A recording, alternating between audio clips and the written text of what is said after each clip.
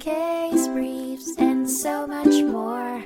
LSData's got what you're looking for.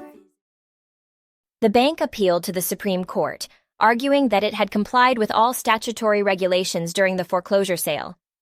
The Supreme Court's analysis centered on the question of whether obeying the basic foreclosure requirements was sufficient to fulfill a mortgagee's fiduciary duty.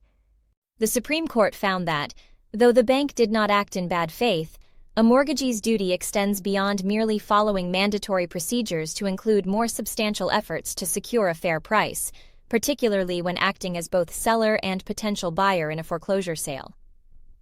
The bank had fallen short of this standard, and their significant profit from reselling the house proved their breach of fiduciary duty.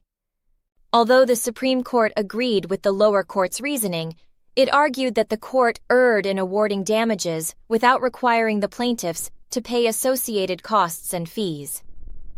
Crucially, it ruled that attorney's fees could only be sought from the loser if they had acted in still more blameworthy ways, such as through unjust, obstinate, vexatious, cruel, or oppressive conduct. The case was remanded for a reassessment of damages in line with this revised standard. The Supreme Court not only overturned the decision of the lower court to award the plaintiffs $27,000 against the defendants, but also delineated clearer parameters for determining how mortgages can fulfill their duty of good faith and due diligence in foreclosure sales in further cases. The Murphy v. Financial Development Corp case thus marked an important step in securing fairer outcomes in foreclosure proceedings for both parties involved. Case briefs, and so much more.